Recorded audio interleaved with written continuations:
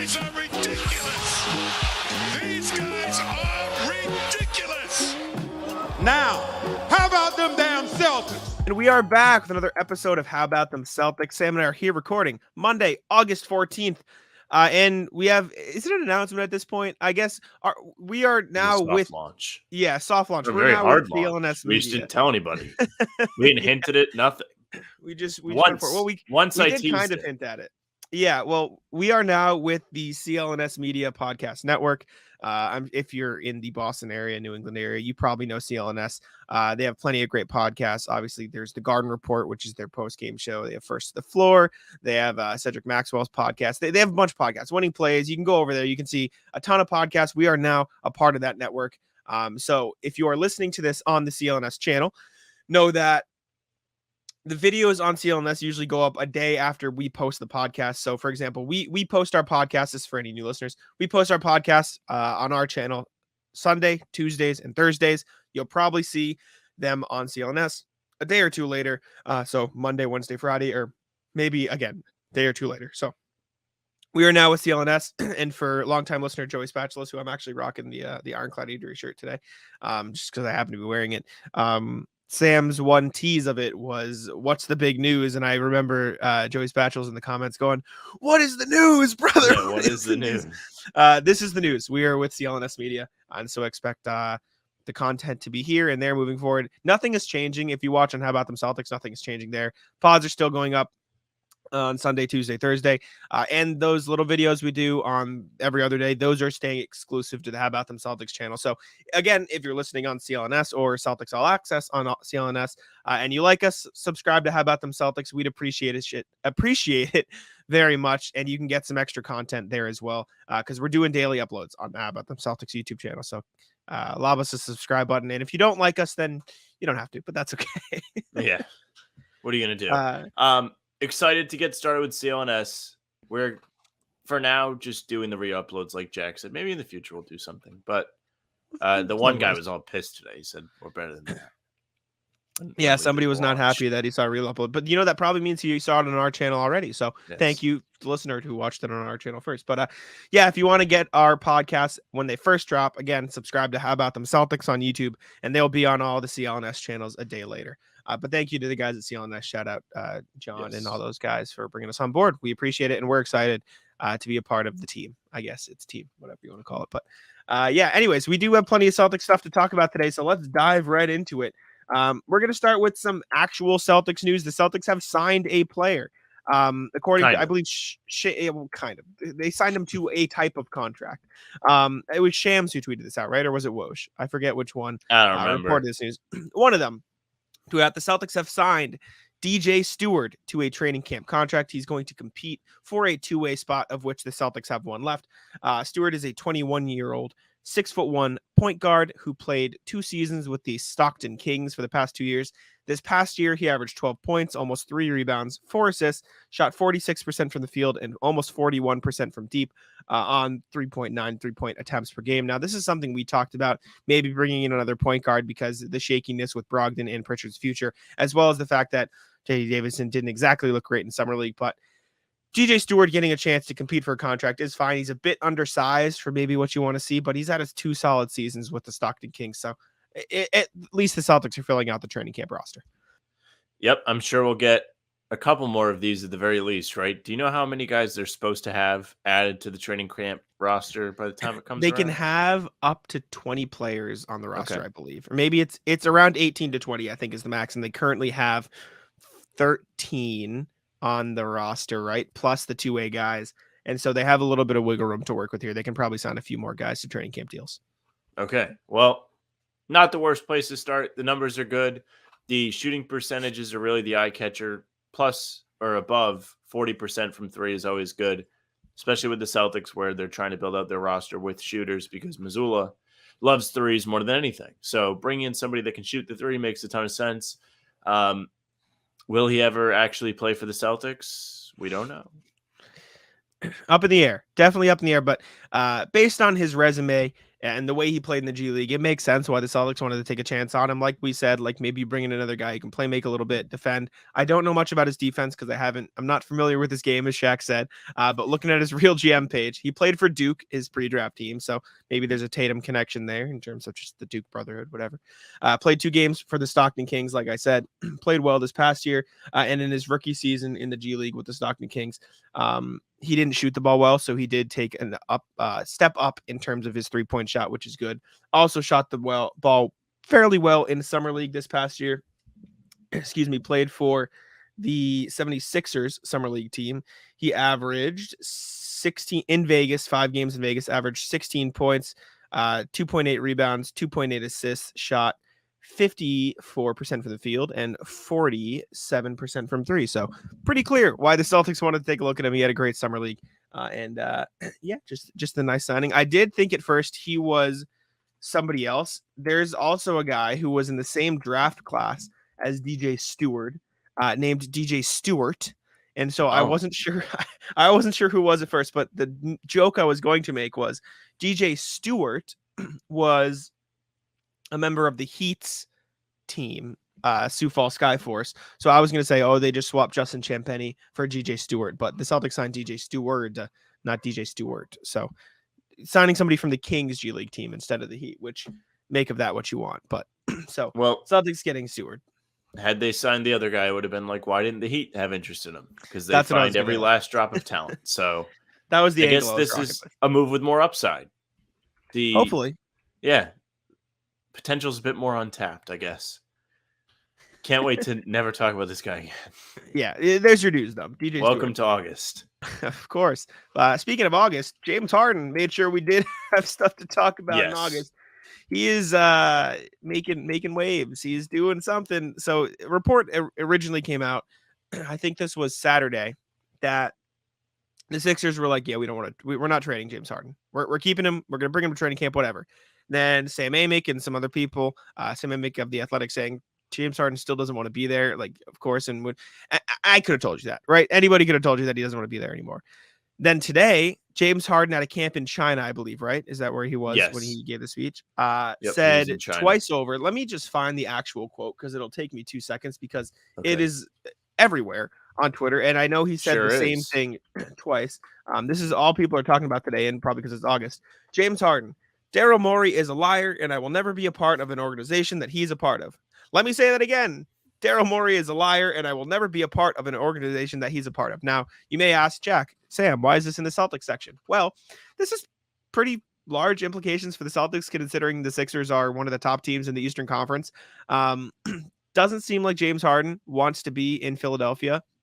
And if that's the case, Philadelphia might not be that good next year. I mean, they have Joel Embiid, so they will be a playoff team. This isn't saying they're going to fall to like the top pick in the lottery, but without James Harden, as much as you want to joke around, James Harden's not a playoff performer, he's still an all-star caliber player who averaged damn near 21 and 10 last year. I don't know the exact stats, but like he is the second best player on one of the best 3 teams in the Eastern Conference last year, and he doesn't want to be there anymore. And they're probably not going to get a great return based on what we're seeing in the media. So that has big implications for the Celtics in terms of the Eastern Conference standings, as well as like, if you're the Celtics, can you pry pieces away from the Sixers? Like, what are the Sixers going to do? Because if they blow it up, there are pieces the Celtics could maybe target in trades. Obviously, Joel Embiid's like the dream target if you could grab somebody, but like, do they want to keep DeAnthony Melton? Would you grab DeAnthony Melton as a guard? Would you bring in, player X off the bench? Would you there's a lot of ways this could impact the Celtics because they have 2 open roster spots. And from the perspective of the Sixers are a division rival and a conference rival who the Celtics compete with directly. And if they lose James Harden, they're going to be worse. And even if they don't, and they want to bring him back, it's probably not going to end up well for them. Yeah, of course. With the Celtics, this has always been an interesting thing because Harden has been linked to the Celtics plenty of times. Back in early 2021, late 2020, when he was pretending to be fat in Houston, there was that rumor that Danny Ainge might be in on this trade, and they did have negotiations with Houston to go get Harden.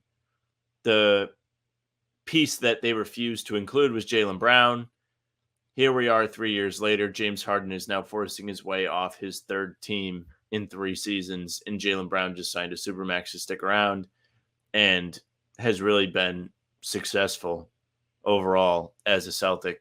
in that time period. So Boston definitely made the right choice not going to get Harden. Harden's play style doesn't really favor winning team basketball, at least in Boston it doesn't, with the ball dominance and all of that. His play not translating to the playoffs is another thing that really would have hurt the Celtics had they went after Harden, right? So just something I point out anytime I write about this. Game 6, Game 7 against the Celtics this season, no show. 16 points in Game 6, even less in Game 7. 5 turnovers in each game. Straight up gave up in Game 7. He didn't want to be there. Mind you, they wouldn't have got that far if it wasn't for James Harden, who won them Game 1 single-handedly and also hit the game-winning shot in Game 4. Yeah. 2 games that, again, the Celtics could have very well swept that series. It was one thing we talked about at the time. People were pissed about it, but it's true.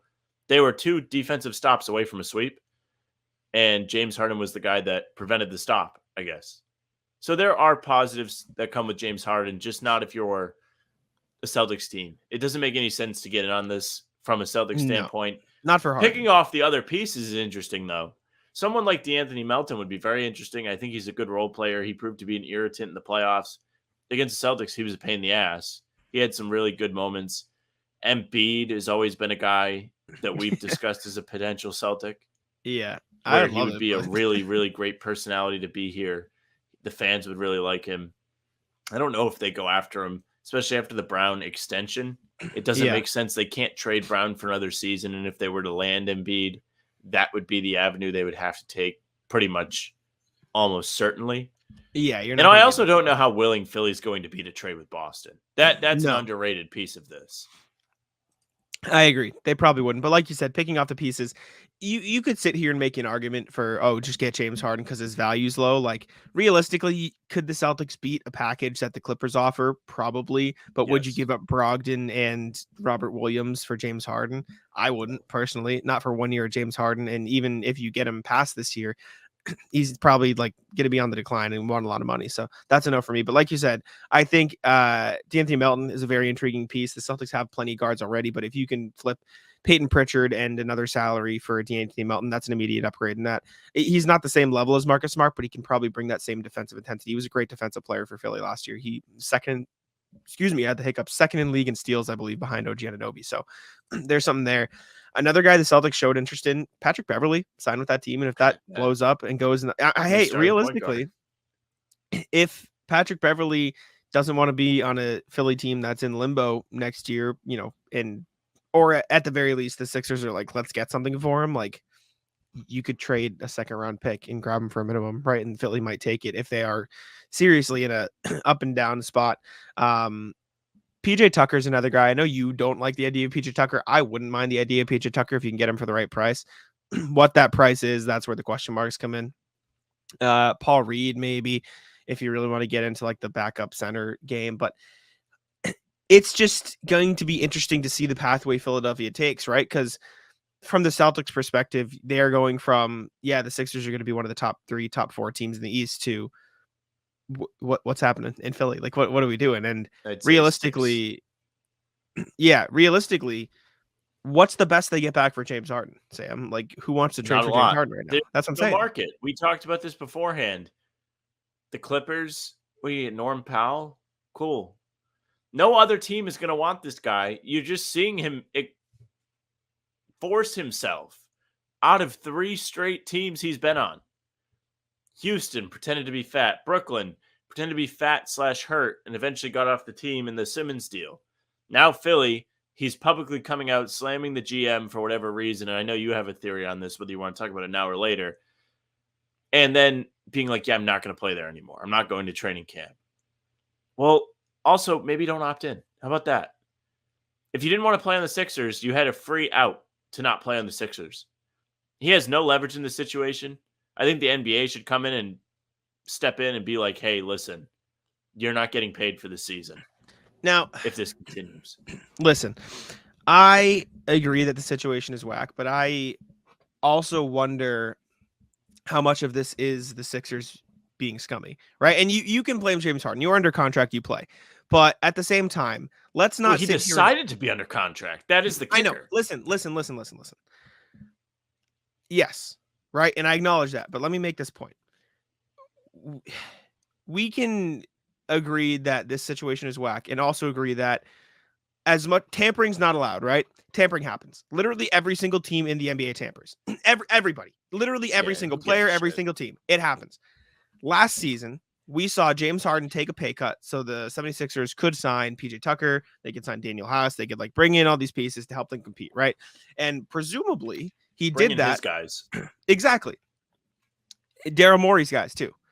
They did that presumably with a little wink wink handshake agreement off to the side. You'll get a max extension next summer, James Harden, right? Probably.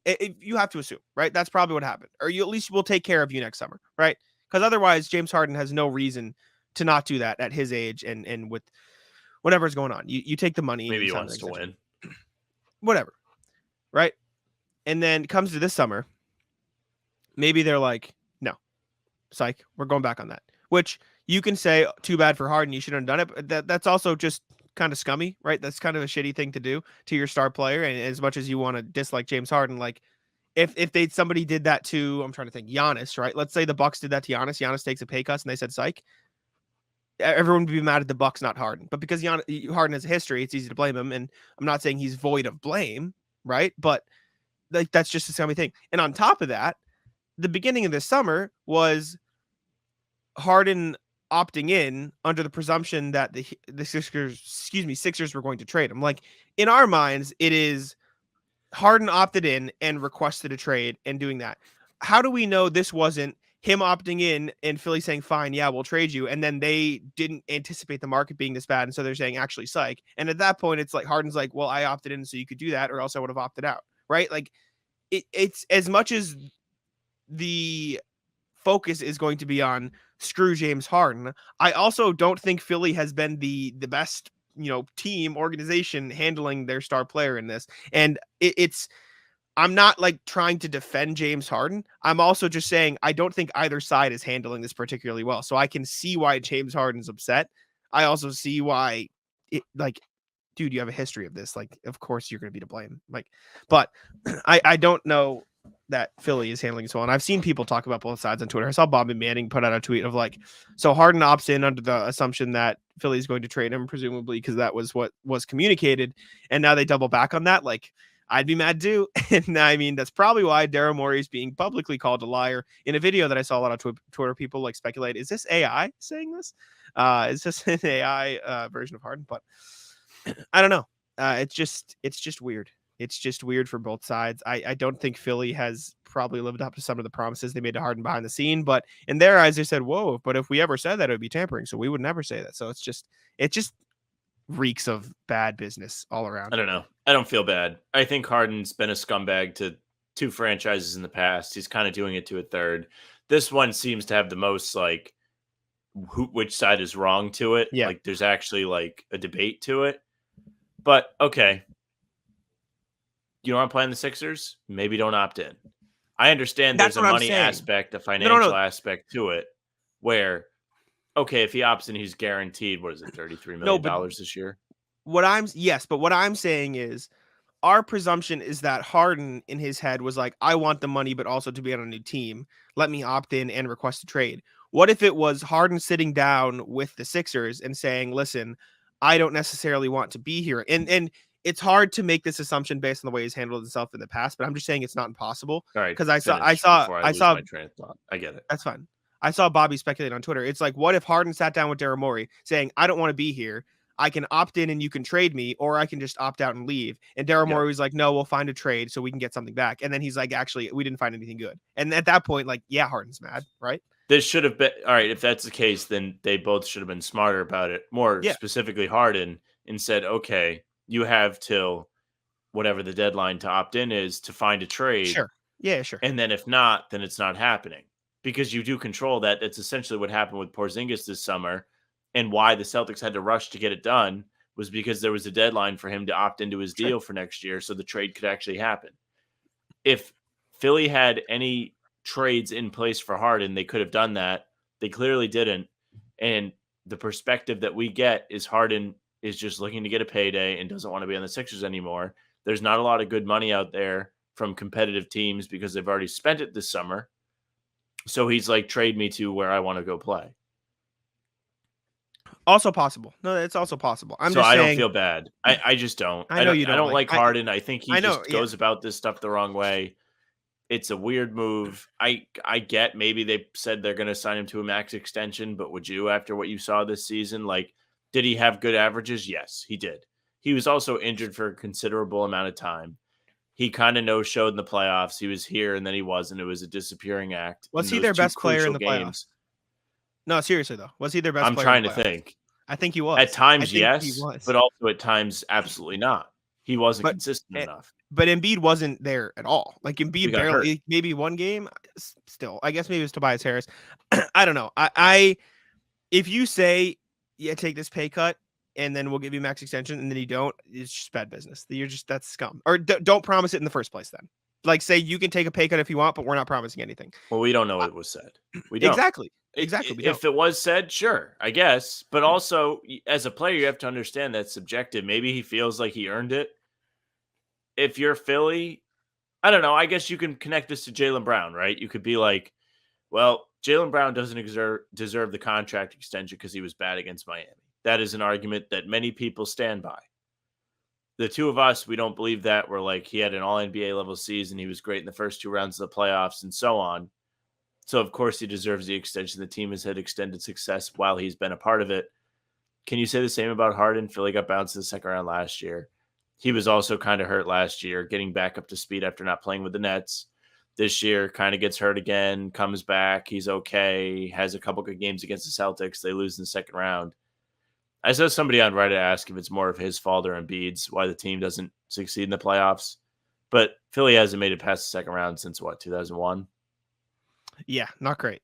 So it's just a weird situation. And again, implications for the Celtics considering they're in the same division and conference. So from as much as we can sit here and blame Harden, blame the Sixers, call it a mess, probably pretty good for the Celtics in terms of the Eastern Conference standings. Very good. Because No it feels like the next thing you have it on here is the hat for Embiid to get out of there. Yeah, that's probably what's next. Went out at that public film festival and said, hey, if I win a championship, whether it's in Philadelphia or somewhere else, it's going to be great, essentially. So he already has put it out there. Like, I'm not married to the idea of staying with the 76ers. So keep your eyes out for that. I'm sure he'll have something to say on Twitter. That's how eyes emoji. Well, eyes emojis there. We'll see what happens. But next Celtics thing, we have a flurry of Celtic signings overseas, and starting with Taco Fall, who was signing in China. Per Shams, he sat down with Shams. Get ready to learn Chinese, buddy. Is that what we're talking about? The obligatory get ready to learn Chinese, buddy. Absolutely. Even though he's already kind of learned it. Yeah, I was gonna say he's get ready to take Mandarin 2, the second course. Sophomore year of Mandarin overseas. Yes. Is he going back to the same team? That's my question. It looks like no. Last year he played for the Flying Tigers. This year he's playing for the Monkey Kings. I don't know what the difference is. I am not familiar with records of Chinese basketball. It looks like he is signing for a worse team. He's interested in the rebuild. Nanjing Monkey Kings. Who was on this team last year is my question. He is joining Antonio Blakeney on the Monkey Kings, former NBA player.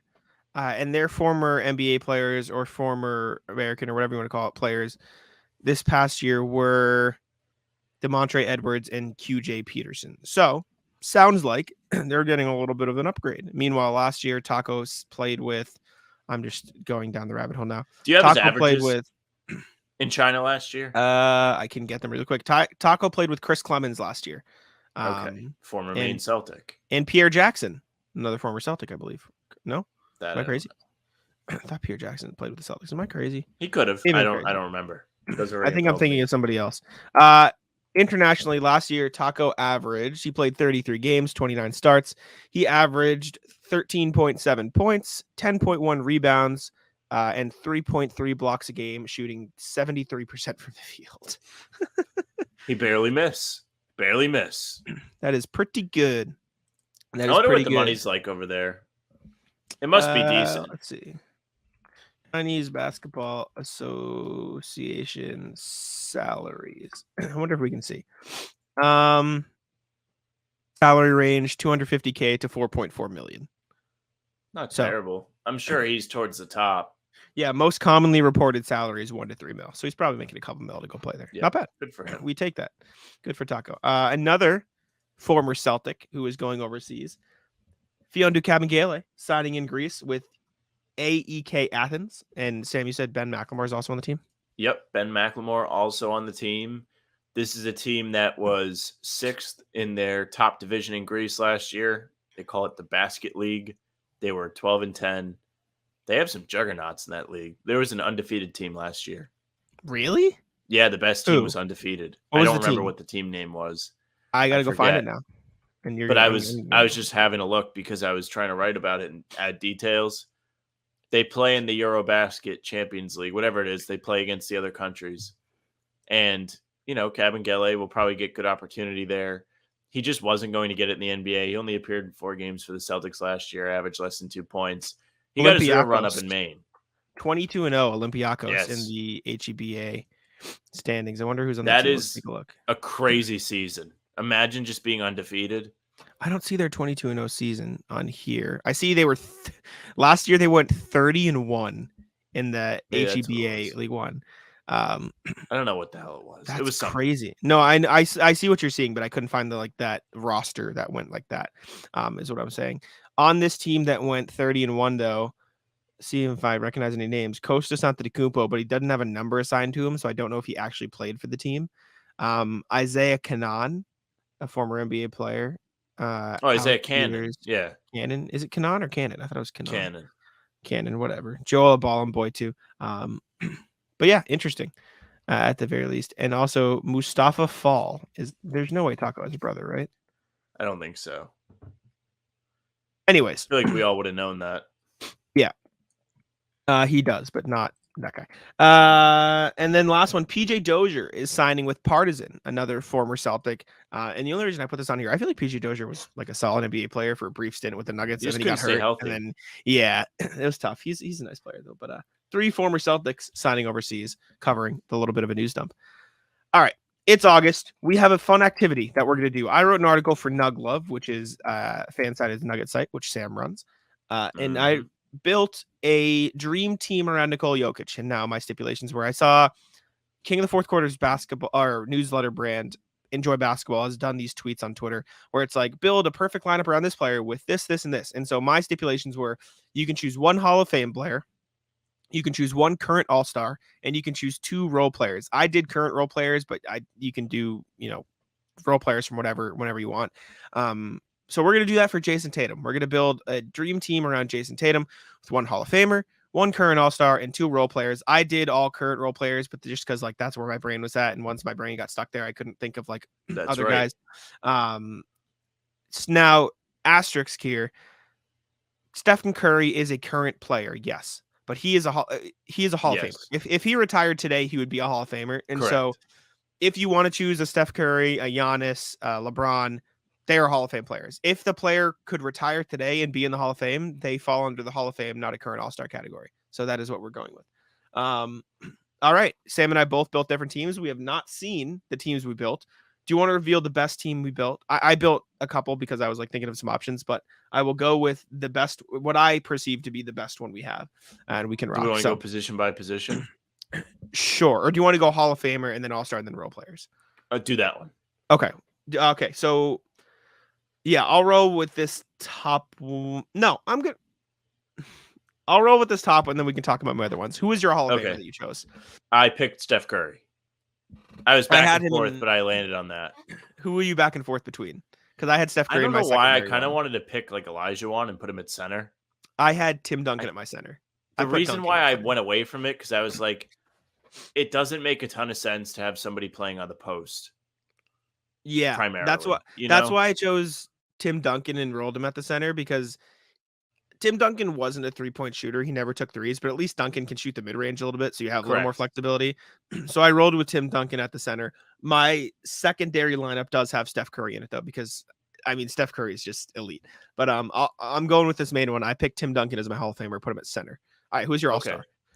My All-Star was Rasheed Wallace, another guy that can kind of have a jump shot. Okay, you went non-current All-Star, so we'll have different teams. That's good. Yeah. Rasheed Wallace is the All-Star. Would you play him at the 4 or the 5? 5. 5. Okay. Yeah. Interesting. I went current go ahead. All-Star. I picked Tyrese Halliburton. I put him at the 1. Oh, that's a good one. Yeah, Yeah. see, I didn't want to go current. I wanted to be more fun. But that's a great. Okay, well, whatever. I'll go fuck myself. No, not like that. But I was trying to think of like good All-Star point guards that were not Hall of Famers, and I feel like there's not a lot. Chauncey might have been a good bet for you. Right. So I landed on Curry just because I thought he was the best bet. Yeah. But somebody like Halliburton would have been a great choice for that. So good pick.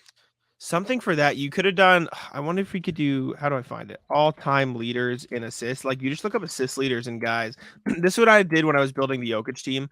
I was like, who is assist leader? I was looking for role players. I almost went with Andre Miller as like my point guard for the Jokic That's team. a good one. As a role player, because he was never an all-star. And so you could rock with him for that. All non-Hall of Famer all-stars, you probably also could, like, that's where it gets a little tricky. Like Baron Davis, could you have gone with, or is he a Hall of Famer? Yeah, Baron Davis could have been an all-star for you that you chose.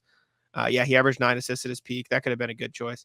But I went Halliburton because I was thinking current players. All right. Who are your 2 role players? Hit me. My 2 role players were Bruce Bowen and Richard Jefferson. Good choices. Richard Jefferson was never an all-star? He was not. I looked. Shut up. Really? Yep. Jefferson. Oh my God, he wasn't an all-star. Bruce Bowen, 8 all-defensive teams, right around 40% from 3 for his career. What a great pick that would be. And then Jefferson, similar resume where he was a good defender and he could shoot the corner 3. Great picks. Great picks. I went current players again because that's where my head was at. I picked Derek White because, like, of course you can say, I know. I obviously love Derek White, but realistically, you look across the league for 3-and-D guards. He is just the best 3-and-D guard role player. The only other guy I have on another team is Kentavious Caldwell-Pope, but then you lose the ball handling. Like, Derek White's just the best 3-and-D role player in the league. All defensive second team shot 38, 39% from 3. There just isn't a better 3-and-D guard to have.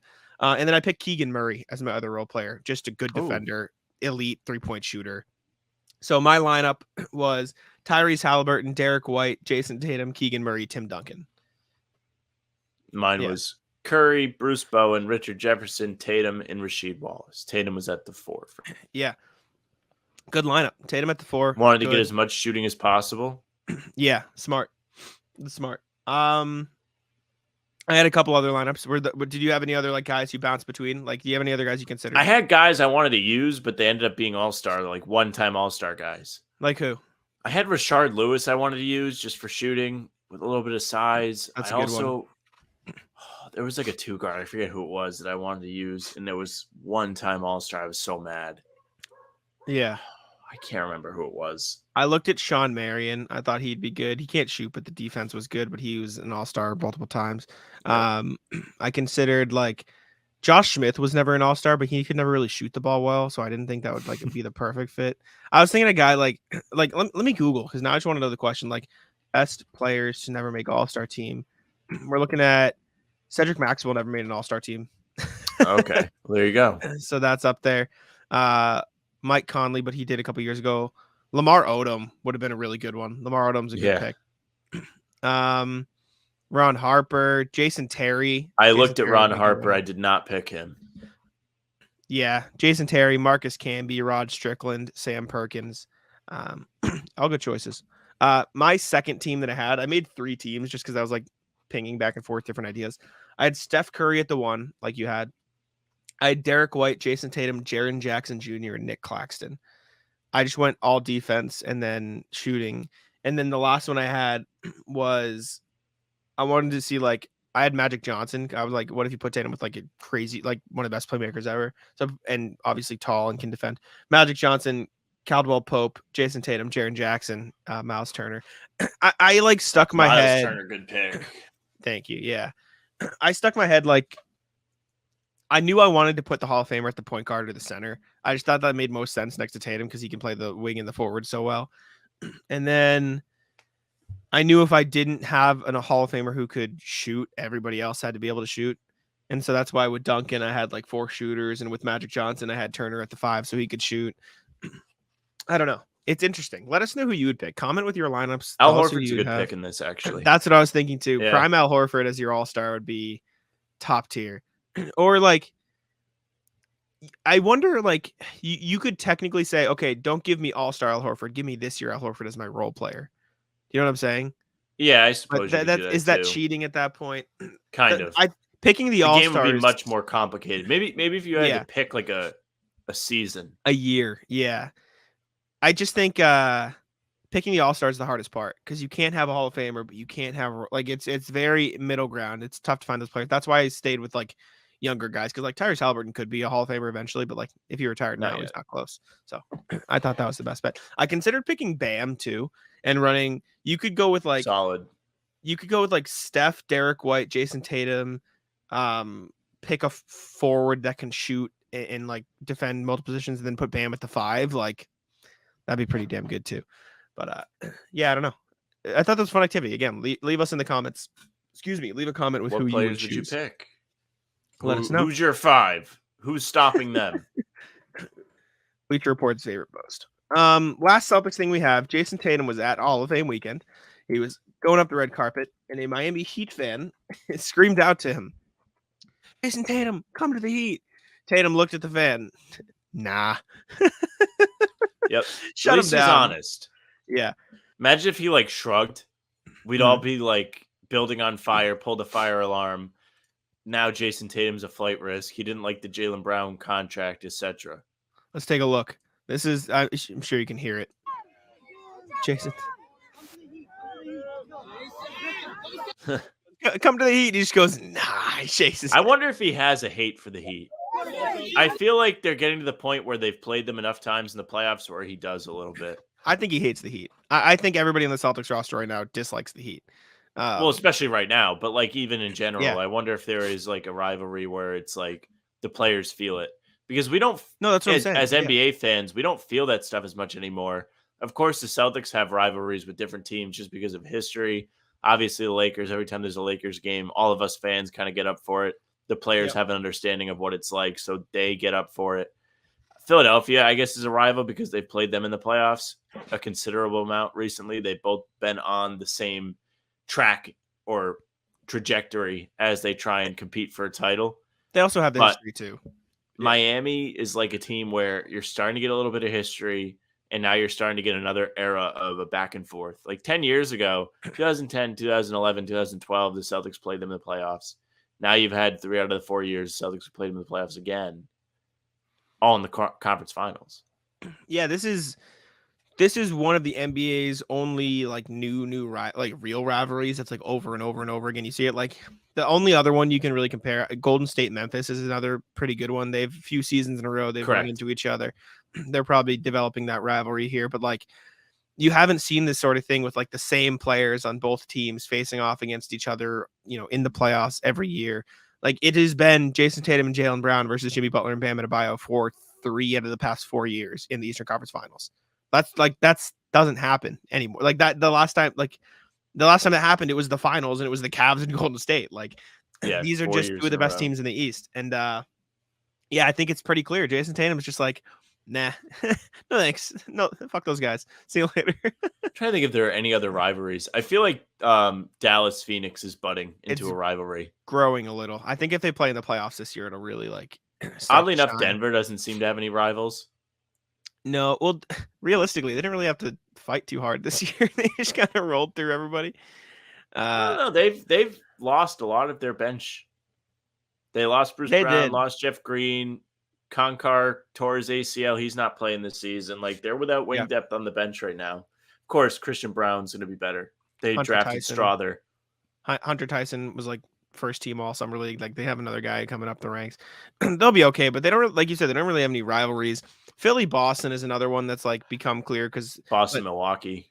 Yeah, Boston Milwaukee. It's just the Celtics and every other team. Well, it's because actually the Heat Milwaukee too. They played each other a few times in the playoffs. Yes. And the Heat have gotten better. Well, they played each other 2020, 2021, and now this year. Yeah. They did not. No, they didn't play last year. Just they've played each other every year. The Celtics and the Heat have played each other. Almost every year. No. They took turns. Sorry, yeah, they took turns. My bad. It's 2 of the years. 2 of the years they played each other the same year. I don't know what it was. Yeah, because in 2020 they played each other and the Celtics played the Heat, and then this past year they play each other and the 2022. Celtics play the Heat. Celtics played both teams. Yes. And in the other 2 years, the Heat played both teams. Those three teams are really it's kind of like those three teams are really fighting for the top of the East, and Philly's like the younger brother. Guys, I want to play too. Yeah, Philly. Well, they're not going to get to play. No, they're not going to get to play. But it's comforting to hear Jayson Tatum say, "No, I don't want to go to the Heat." Because, like you said, if he had just shaken it off, it would have been like, "Oh, drama." But I've seen a lot of Celtics fans on Twitter saying like all these Heat fans are saying they're so much better than the Celtics, and they're begging Jayson Tatum to come to the Heat. Also, like, as much as like that's funny, haha, it's like a 9-year-old kid. Like, let's not act like this is the entire Heat Nation. This is a child seeing Jayson Tatum, a player he likes, saying, "Oh, come play for my favorite team." Like, get out of here. But fun video, interesting from All-Star Weekend. Just fun video to see. I know we don't have this on the sheet, but I'm looking for a different piece of this Harden thing, and one of the headlines on Bleacher Report is agent, quote unquote, wouldn't be surprised if Harden wins MVP next year. I saw this. Let's go to NBA. I'll move it blue.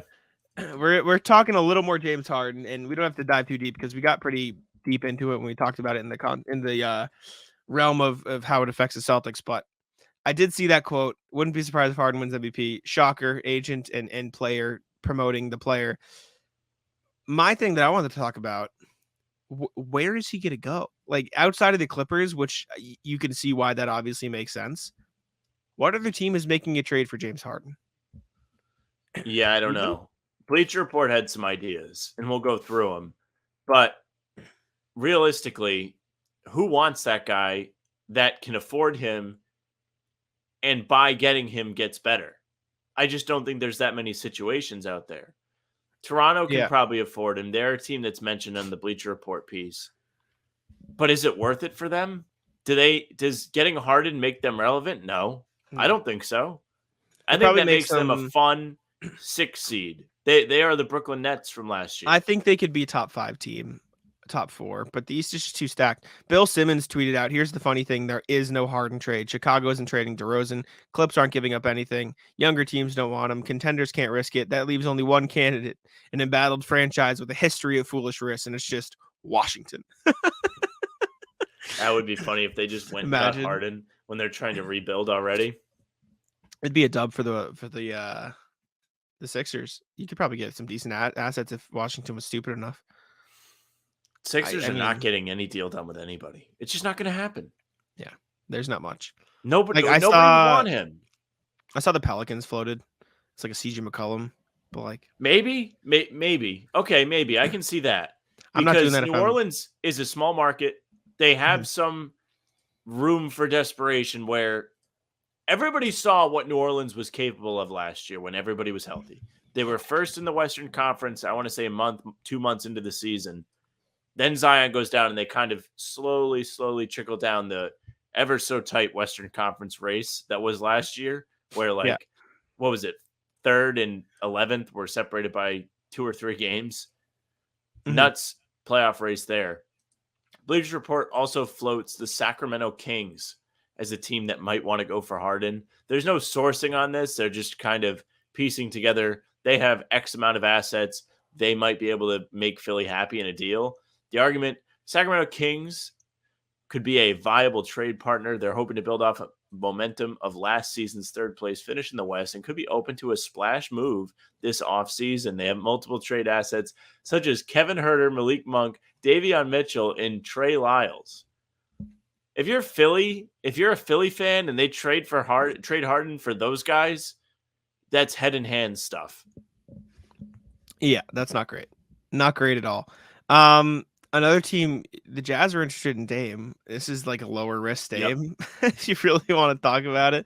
But again, if you're Philly, you're getting Clarkson and Sexton back, and it's probably not great. It's not the best, but probably better than the Kings package, right? Yeah. With picks? Because Utah owns all those Minnesota picks, depending on how many they would be willing to give up, could be valuable for Philly. I don't see anything interesting happening with this. It's tough to see. Windhorst went on TV today and said that all trades are stalling out right now. Like there's no trade talks happening. That's another wrinkle to this. So Who knows what's going to happen with Harden? And with all the forcing his way out, who wants him? If you're a front office watching this happen, you're like, oh, I don't want that guy on my team. No. Not worth the risk. He's just not. Whether he's still a viable player or not, sure, he averaged 23 and 10, like you said, good numbers. Does it feel like he impacts winning enough to deal with this? No. To deal with him maybe forcing his way out halfway through the season if he doesn't get what he wants? Absolutely not. Yeah, no, I agree. This whole Harden situation is weird. If I'm another team, I'm staying away from him like the plague. It's just not worth it. I love that no one's getting their way right now. It's just not happening. Summer. The summer of Sam. Well, actually, I don't think we should call it that. Maybe not. Why not? I think that's like a serial killer. No, Son of Sam. Son of Sam. Yeah, sorry, same thing. Yeah. Summer of Sam is it's a movie. During the summer of 1977, a killer known as the Son of Sam. It was the movie about the Son of Sam was called the Son of Sam. But killing superstar trade hooks, slaughtering them. People are listening to the pod and they're like, "Yeah, we should spite these guys and not trade them." Yeah, maybe the GMs like they start hearing me rant and they just start slowly nodding. They're like, "Yeah, that's a good point. I'm not going to trade him to where he wants to get traded to." Sam's loving this. This is Sam's. He turns to his assistant. Favorite. Block Pat Riley's number for me. Yeah, of course. And one player who's not in trade rumors is Nikola Jokic. He is chilling in Serbia with Aaron Gordon, watching some horses. Sam, you put this on the show sheet. Do you want to explain? Yeah, Jokic loves the horses. Loves it. They were out this weekend. Aaron Gordon went overseas to visit him, and they went to the racetrack. Jokic had 3 horses race. Shout out to Devin, who wrote this for Nuglove. Yeah. And one of his horses took first. The other 2 won silvers in their races. And Jokic got a trophy that looked like something you would get at your local awards store, like where they make the trophies for like Little League. And him and Aaron Gordon were hoisting that thing like they just won another NBA title. Here, I'll share the picture for you. Here we go. Here's Aaron Gordon. If you're watching on YouTube, Aaron Gordon and Nikola Jokic. Like, does that not look like just like, oh, my Little League team won the league this year? They're hyped, man. Come on. They're excited about the horse racing. Jokic more excited about the horses than the NBA title. I know it's an angle that's been beat into the ground, but he looks so thrilled there compared to when he won and they were asking him about it. He's like, yeah, okay, I can go home. I love it. I love Jokic. How do you not like Jokic? Like he's just hanging out. Beat your team. Yeah, that's probably one way. Lakers fans probably don't love Jokic, but he just doesn't give a shit. He's just hanging out. He's chilling with Aaron Gordon in Serbia, watching some horse racing. What a beast! Little tan. What a guy! What a beast! Yeah, no, Jokic and Gordon having a good time out in Serbia watching some horse racing. Next thing we have Timberwolves drop some new jerseys. The jersey summer of heat is thriving. Sam, you brought this up a couple weeks ago. Seen a lot of good jerseys this summer. The Suns, the Kings, Pelicans won. Not as good. No, but the Pelicans dropped a G League jersey. Timberwolves did drop some new jerseys inspired by the lakes up in Minnesota. I believe is City Edition inspiration. Young Gravy, the rapper, debuted them for them. He did. Yeah. You want to see? Here, I got the video. Let me find. Because you sent me the thing of Mike Conley. That was their Twitter debut, but like in person, Young Gravy. For Young Gravy. All right, let's see. He's got a robe on. He's chilling. He's pretty tall. He is. He's very tall. Debut in the jerseys. You can see it. Got the lake design on it. We'll find the picture of Mike Conley and Naz Reid. I like the jerseys. I think they have a cool gradient design. Yeah. They look good with the t-shirt. Say that about Naz Reid. He looks sharp. Got the waves in there. They're cool. I enjoy them. I like them. People don't like them. People do like them. People are going to dislike and like stuff all over the place. But I think they're cool. Looks like they're playing volleyball. They're different. Yeah, that's a bit odd. But they're different. They're cool. I don't mind the jerseys. City Edition. They're nice. Rank the jerseys. From the summer. Suns best, Kings second, that third, and Pelicans on their own strategy. I like the old school Kings font. I almost lean that over the Suns. Cool. I think the Suns have that weird, like it still has something that's off about it to me. I have to pull it up now so I can like best explain it to you. but the way that their font matches the design behind it, it just doesn't look natural to me. Let me just see if It's because on the white jersey, the Suns lettering is white, which matches. Yeah, I don't like that. Yeah, it looks figured. weird. But I don't know what color they should have done instead. Purple? Black. I don't know. That part's a bit weird. Excuse me, but yeah, Timberwolves rocking the new jerseys. They have come out with their new jerseys, and I like them. I think they're fine. I think they're cool. I spent this weekend at the Hall of Fame. Obviously, we talked about my first day there on the last podcast, but second day there was also fun. Cam Tabatabai of Celtics Wire came down to join me for the second day. He talked to a couple people. I was behind the camera because I was introverted, which I need to get over. That's probably my biggest problem. But we talked to Kentucky coach John Calipari about Greg Popovich and some other, and Wemby, I believe, too. So that was cool. We talked to, we pulled Boris Diaw aside on the red carpet, asked him a couple questions. Cam was like, do you have 30 seconds to talk about stuff? He goes, if the 30 seconds are what it takes for this line to clear up, then yeah, I have 30 seconds. And we talked to him for like a minute. It was cool. We saw a bunch of people on the red carpet. We left before the actual ceremony though, because like it was either stay for the whole ceremony and stay in a hotel one night, or watch a ceremony on TV later that night and just go home. And I think we were both tired. Drove home At 11, an hour and a half, 2 hour drive at 11. Yes, I was exhausted. I didn't. You drive home. I didn't want to drive that late. Oh, I do. You don't. No, I don't. What the hell? You're wrong. I've done the drive before. I did not want to drive that late or stay in a hotel. I was just exhausted, and we didn't have seats. It was stay in the media room and watch, which didn't have AC, so I didn't want to sit in the media room. No, that was a good call by you. I wouldn't have wanted to be in there. If essentially it's hot and you're not getting any added bonus to being there besides what you got to do beforehand. Exactly. There's no reason to just sit there and watch it on TV when you could go home. Exactly. Yeah. So we headed out, but it was a good weekend. It was fun getting those things. And now our last thing before the rat list, Sam's Reddit post of the day. So I'll let you take this over. Yes, this was posted on the NBA subreddit, I think yesterday, by user Ingomatics. He says, what do you think is the worst decision an NBA player has made?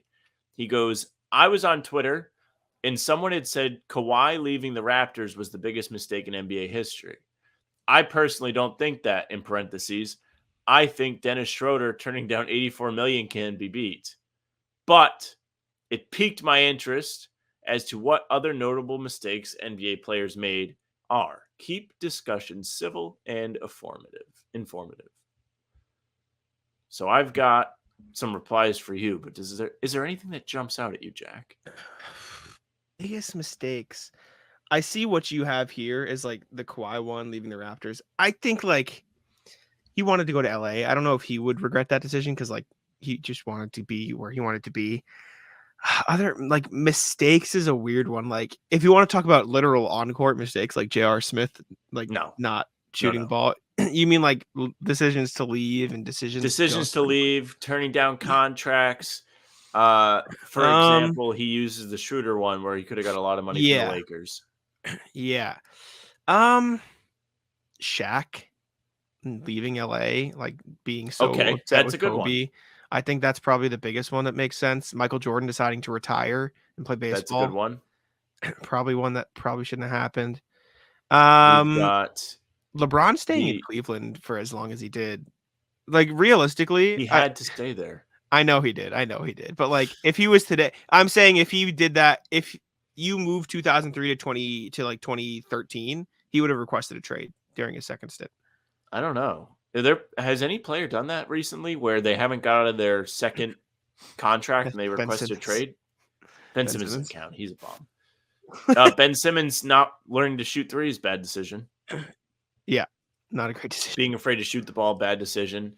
Some of the better replies, somebody mentioned Victor Oladipo turning down not one, but two contract extensions, one with Houston, the other with the Pacers, I believe. Both of them very lucrative, and then he got hurt.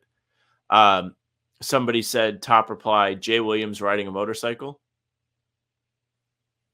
Yeah. It's so messed up. Somebody said, along with Larry Bird building his mother's driveway. Very true. Let's see. What else do we have? Off the top of my head, I don't really... Spreewell needing to feed his family, somebody said. I'm pretty sure he turned down a good size deal from the Knicks or Timberwolves. I don't remember who it was. I think it was the Timberwolves, and it caused the downfall of that KG era, if I'm not mistaken. It could have been the other way where it was the Knicks. Nerlens Noel turned down $80 million or $70 million rather with the Dallas Mavericks. Yep. Oof. Some of these are tough. I think that's all we got. That was a quick one. Mm-hmm. Nice. Oh boy. No, I think Shaq and Michael Jordan are probably the biggest. Oh, this is a really long one. I'm not going to read it. Because it's kind of confusing. Right. I read this before and I didn't completely get it, but.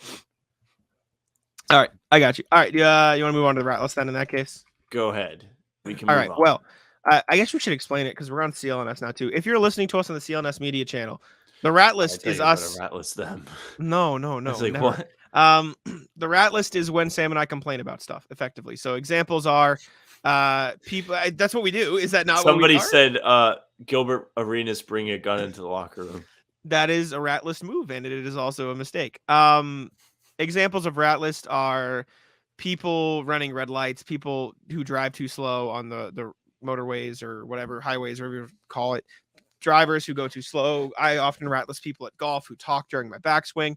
And I'll kickstart today. I'll rat list my mom, who hates being on the rat list, but I'm going to rat list her.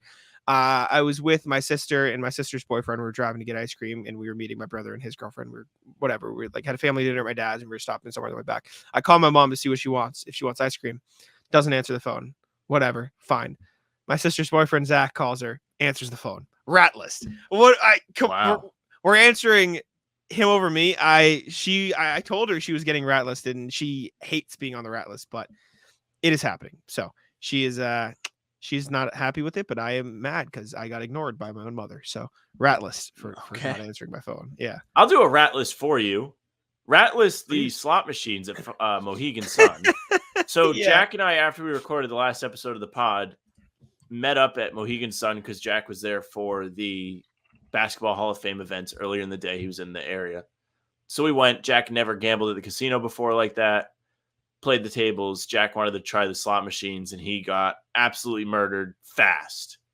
They made Jack pay out to play each spin, and it was quick. You lost some of like the money you would put in the machine in like 3 or 4 spins. Like, it wasn't worth your money. Yeah, no, it was bad. I mean, we played blackjack first, and I came in with like a certain amount of money, so I only lost like 120 on the day, and that was just like what I mentally was accepted that I would lose. Like, it was fine. So yeah, I had like a certain amount after blackjack, and I was like, oh, let's just go have fun and play some of these slot machines. I don't have a problem with slots, but I just want to know why I'm losing. Like, I don't care if I lose. I just want to understand why I'm losing, and I don't on most of the slot machines. So Sam won big at blackjack. Though, I had a pretty good day at the casino. That eights, the match the dealer, that was I got 2 suited matches on the same hand, so I got paid like $100 on a hand. It was pretty crazy. That was big time. That was big time. Did I rat list Mohegan Sun last time because of the directions? I think I did. I think that was last podcast. Oh, you might have. That's double rat list for them. They took your money.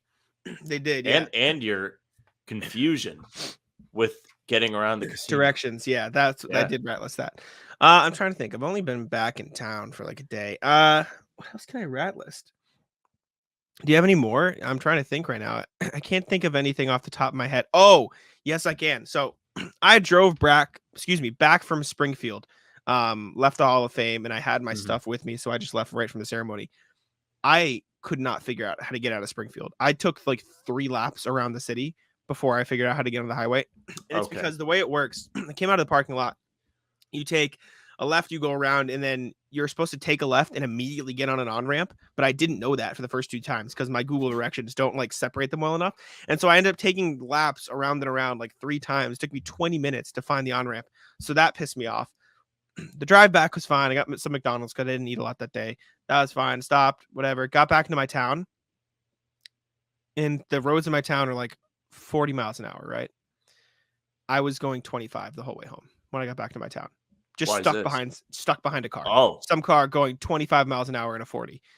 I was so angry. I almost passed them. it was inexplicable. They were like putting their brakes on around turns and like stopping so they could turn. It was maybe some of the worst driving I've ever seen in my life. It was truly horrendous. That's enough to ruin your day. Ratless. It really did. Really did ruin my day. I was very angry. And this was late too. This was a long day. I got up early for me. So I was like up at 8 a.m. I was getting home at like 10:30. I was exhausted. I still had a little bit of writing to do. So I had to get inside, edit the podcast, last podcast, get it uploaded.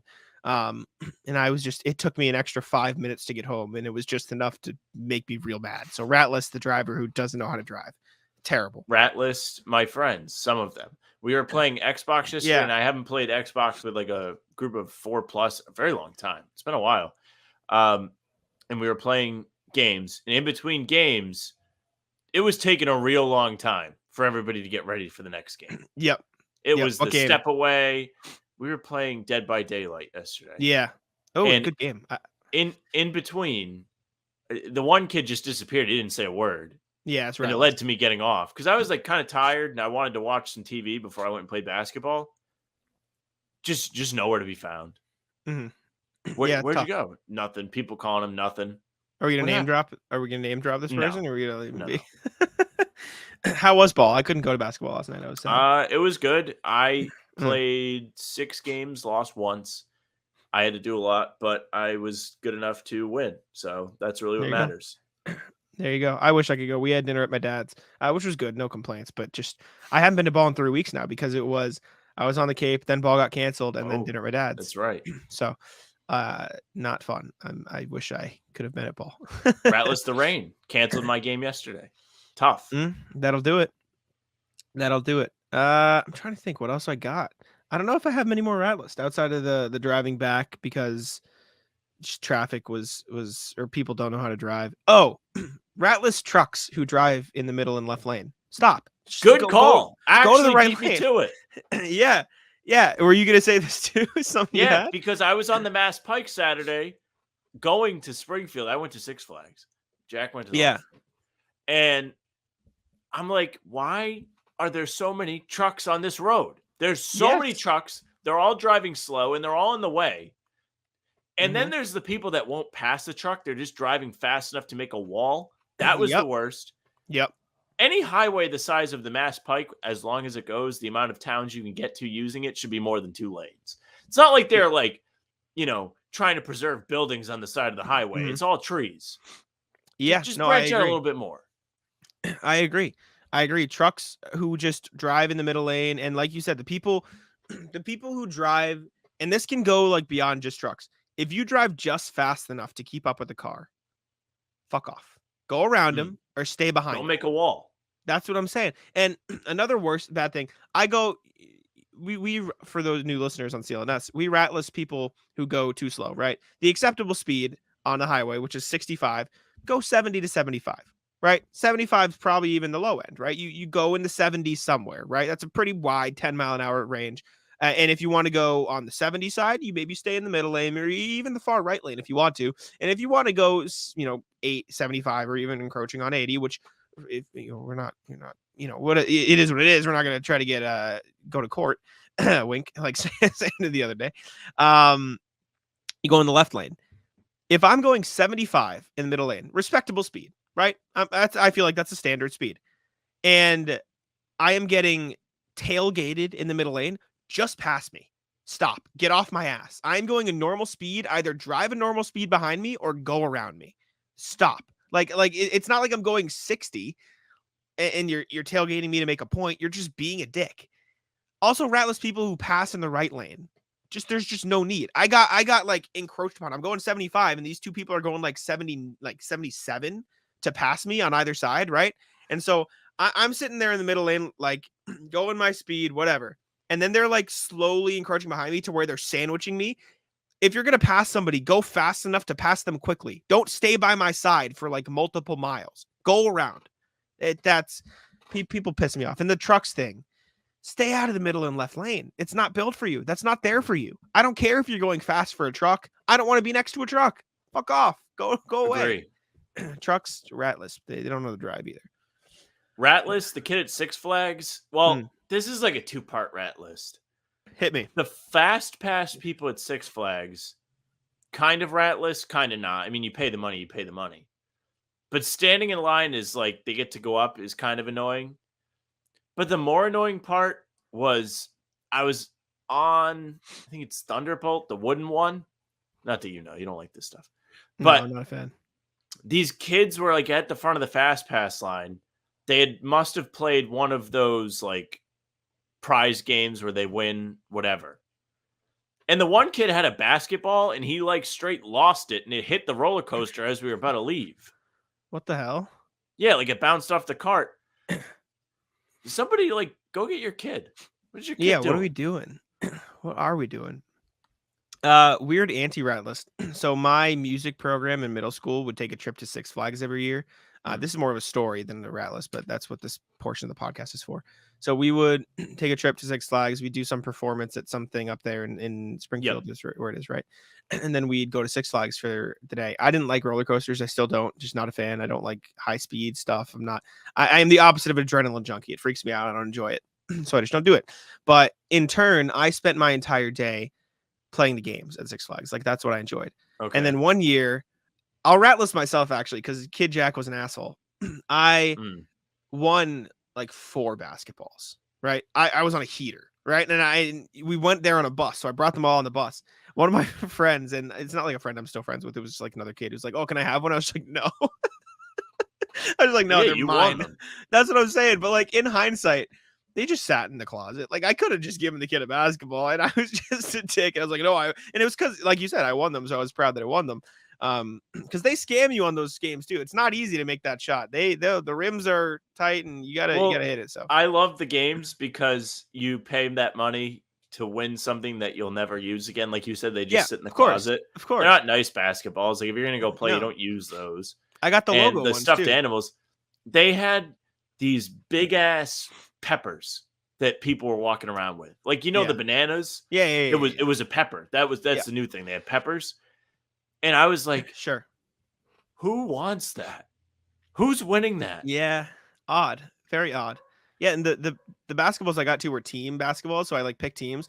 And randomly enough, the only one that survived more than a week just because it either didn't pop or like held up or it's when I used it was the New Orleans Hornets. So I just had like a teal and yellow basketball rocking around my house that I used all the time. You know what was the weirdest prize I saw?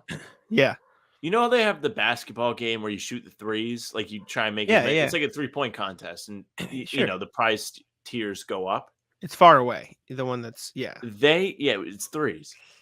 They had Lance Stevenson Pacers jerseys lined up like a bunch of them. They had like 6 of them on the fence.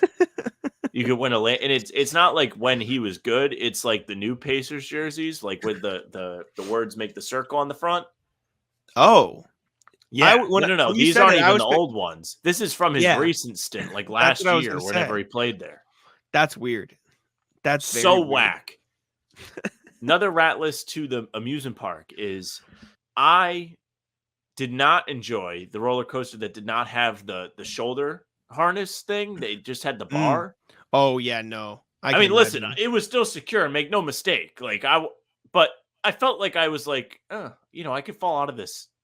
I had a seatbelt on. I had the bar pressed all the way down. Like I was secure. But like when your chest can move after all the other ones have the thing holding you back, I was like, oh man, I could fall out of this. This isn't going to be fun. Mm-hmm. And of course, it was my girlfriend's favorite ride. It was her favorite. She loved it. Yeah, out on roller coasters. I can't do it, man. I went on one roller coaster in my life. Have you ever been to Storyland? It's up in New Hampshire, I think. I have not been. No. Do you know what it is, though? Right? It's like I think I'm thining of Santa's Village, but it's like a shitty it's like the little same thing. thing.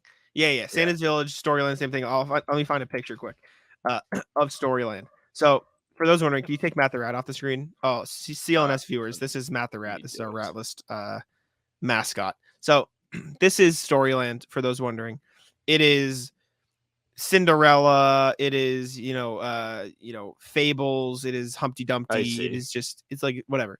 So the one roller coaster I've ever been on is the Polar Coaster at Storyland. And it's not like a baby roller coaster. It's like an actual one, but it is a kid's roller coaster, right? It's not like this is the whole thing, right? This is the whole roller coaster.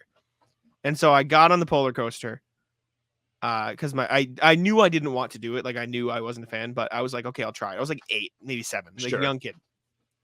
Go on, get off, vomit. Never been on a roller coaster. Oh no. It just, I could not handle it. I was next to my dad, stayed silent the whole time, and I just threw up right after the ride. And I have yet to be, this was again, I was 8. So this is over 12, 13 years ago. Haven't been on one since. Can't do it. When we're on the roller coasters, I like turn into Mike Gorman. Like we go down the drop and I'm just like, whoa, you know how he does that? Like when somebody does like a big dunk, like that's what I do when I go down the drop. I'm like, whoa. And I'm like kind of fearing for my life, but also enjoying it. Yeah. We went on the big tower at the very end of the day. You know what I'm talking about? You go all the way up and you drop. Oh yeah. So no. When we were in line, they are running 2 towers. There's one tower that is going up very slow, and then you go all the way up and drop. Yeah. There's another tower. These are the same height. There's just 3 of them. That you're at the bottom, like you go up and like you're waiting, and then it just shoots you up real fast. Like, like 0 to 60, whatever it is. Like you go all the way up fast. I was like, shit, like I hope we don't get that one.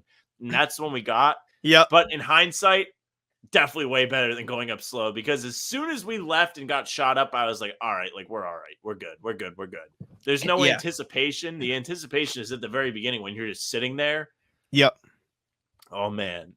That's one of my favorite rides, but I cannot do it without being anxious. Like every single time I go on it is nerve-wracking. Waiting in line was nerve-wracking, but it is probably my favorite one. Do you know what the one ride that looks like the worst to me? It's the slingshot one where you strap in, they just sling you up on 2 bungee cords. I would never you know do what I'm talking that. about? That one I'm never doing. That's a death trap. That looks horrendous. That's horrible. Essentially what this felt like, though, is we went way up. Back down fast, and then you had to go up. Then they bring you back up slow, and then they drop you again. That's awful. Yeah, no, you couldn't pay me money. That sounds horrible. We should do a video where we go and like you literally get paid for like every ride you do. Like we'll put a price on every single one. You couldn't pay me. I would not do it. I value my life, and in my mind, I'm gonna die, so I will not do it. It's like bungee jumping. You couldn't pay me enough money in the world to bungee jump. Are you kidding? No, I wouldn't want to do that. You know what I'm saying? Let me just attach my life to a 2 centimeter wide piece of rubber. Maybe after a bad week. All right. Before we get to the outro, you guys left us some rat lists in the comments, and so we're gonna go take a look at those. If you are a new viewer on CLNS, make sure to check out the comments. I don't know where I was going with that. Make sure to leave us a rat list in the comments is what I was trying to say.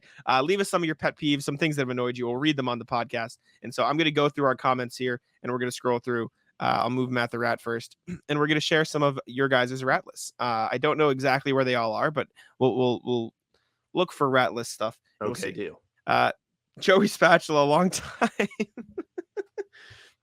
time listener and viewer of the podcast, said rat list jacks indigestion. Which I agree. I also rat list this. It's not fun. I don't enjoy it as I get indigestion. So rat list that. There you go. Sean is rat listing another commenter who, sure, if you'd like to rat list each other, you can. He's hostile comments. Yeah, right. That's what I'm saying. Let's see. What else do I got? What else do we got for rat list? Maybe there's definitely a couple of them. That's what I'm saying. Should I search rat list? In the top, get rid of the X that you haven't responded, just in case. You're good. Good call. Nice comment here. Thank you very much. Obviously, what if this is a good what if? People that get in their car in a busy parking lot and then don't move for 15 minutes. That is a really good one. List. Especially like just you see the lights go on and you're like, oh, okay, all right. We got a spot. See, it's close. I do this. Like I sit in my car for a minute, but not if it's busy. Like if it's busy, I'll leave. If it's like an empty parking lot, I'll chill there. I truly don't actually think about it, but I don't think I ever sit in my car that long in the parking lot. Mm-hmm. Definitely. Rattlers and Digestion. We saw this already. Randon, combined rat list with Landon, another longtime listener, received the highest number of hearts. Obviously, legend. People who are suddenly on your ass before they turn off onto a highway on ramp, then give you the finger as if they're safely on the ramp. Thought about driving across the grass onto the ramp to drag them out of their car, but I've started meditating. Rhode Island is mayhem. Shout out Landon. Yeah, definitely rat list. People don't know how to exit the highway. I saw a video on TikTok of a cop. sitting next to a highway exit, and anybody who tried to get into the skip the traffic and get in right before the on ramp, he pulled them over. He got them out of there. So he was protecting the rat list. Any more rat lists? Thank you to Uni for the kind comments. Another rat list symbol there. I'm looking to see if we missed Oh my anything. God, there's that long thread between those two guys beefing. Yeah, Sean rat listed ill. So these guys are having beef Go in our root comments. for another team, he said. Yeah, the stupidity. Also the video. Yeah. They're mad at each other. And I don't even think that's the end. Yeah. It doesn't Oh my even end God. there. There's Wait. more. Oh my God. Yeah, okay. They got very angry at each other. So there is that. Any more rat lists that we missed? I think this might be all of the rat lists we had. Somebody getting mad at me for overvaluing Grant.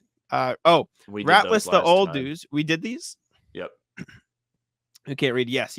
I also said Sam picks up my calls. No, but don't worry about it. Yeah, leave us a rat list in the comments. Make sure you tune in, and we will make sure to read them on the next podcast. But anyways, thank you very much to all you guys for watching. Thank you to CLNS for bringing us on board. If you're watching on CLNS, make sure to subscribe to the How About Them Celtics channel. We post podcasts every Sunday, Tuesday, Thursday. You'll probably see them a day later on CLNS. So if you want to be up to date, make sure to subscribe to How About Them Celtics. And you'll also get our daily uploads. We upload 10 to 30-minute videos on a variety of topics every other day of the week. Today we uploaded one about Kenneth Faried and other free agents. Kenneth Faried, who we think would be a pretty good fit on the Celtics. I think that'd be a good signing. But check that out. Subscribe to How About Them Celtics. Leave us 5 stars on Apple and Spotify if you're an audio listener or in general. And then leave us a comment. Leave us a rat list. Talk about Celtics, anything. We love reading the comments, whether you're on CLNS or over here at How About Them Celtics. It's my favorite part of the day. So say something down there. Say what's up. But thank you for watching. I'll let Sam wrap it up. Hey, thank you very much for watching or listening. If you're watching, you're on the YouTube, whether it's CLNS or How About Them Celtics, make sure you subscribe, leave a like. If you're on How About Them Celtics, hit the notification bell so you don't miss any of those daily uploads that we've been doing. Also, and leave a comment, leave your rat list. Not to cut you off. It's not Celtics, it's Patriots, but it's big Patriots. I don't care. Let me wrap the show. I know you don't. It was a New England podcast. The Patriots did something. Give me a break. Whatever. Finish. Rat list, Jack, for interrupting me. Fuck off. If you're listening, you can find us on Apple and Spotify. You can follow us there, leave a nice 5-star review, say some nice things about the pod. You can follow us on socials at How About Them C's, Twitter, Instagram, and TikTok. That's the handle. On Facebook, our page is just the name of the podcast. You can follow Jack on Twitter at Jack's Money. You can follow me at Sam LaFrance NBA. That's it for us. Bye.